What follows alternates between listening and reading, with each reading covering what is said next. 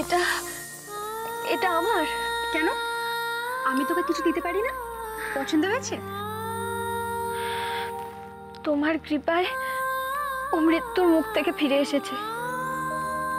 আমি জানি যতদিন তুমি আমাদের পাশে আছো, কেউ আমাদের কোনো ক্ষতি করতে পারবে না।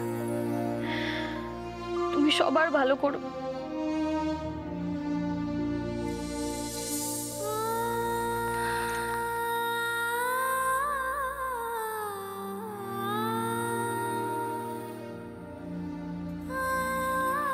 ও বাড়িতে সবাই কেমন আছে, কি করছে কে জানে।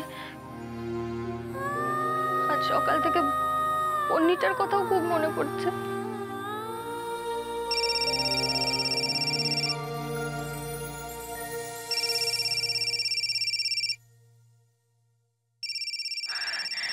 বাড়ি থেকে ফোন, নিশ্চয়ই বন্নি করেছে।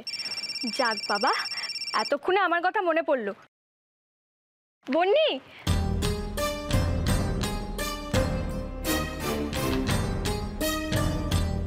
মারে,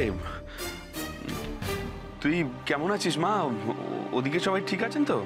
হ্যাঁ বাবা, ঠিক আছি, এখানে সবাই ঠিক আছে। হ্যাঁ গো, আমি কথা বলবো, আমাকে দাও না। এই দেখ, তোর মার আর তর সইছে না তোর সাথে কথা বলার জন্য।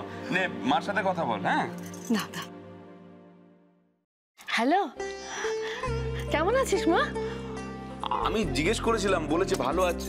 আমাকে কথা বলতে দাও না। বল মা, কেমন আছিস? হ্যাঁ মা, আমি ঠিক আছি। তোর গলাটা এরকম লাগছে কেন মা? আমার গলা? কই, কিছু হয়নি তো। ও বাড়িতে কি হয়েছে রে? কেউ কিছু বলেছে নাকি?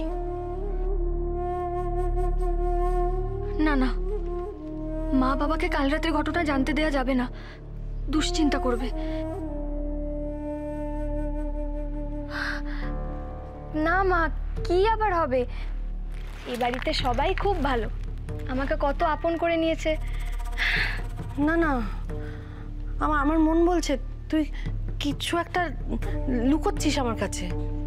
মা, কি লুকোবো বলো তো? তুমি শুধু শুধু দুশ্চিন্তা করছো। আই অহনা, তুই কি মনে করছিস বলতো নিজেকে?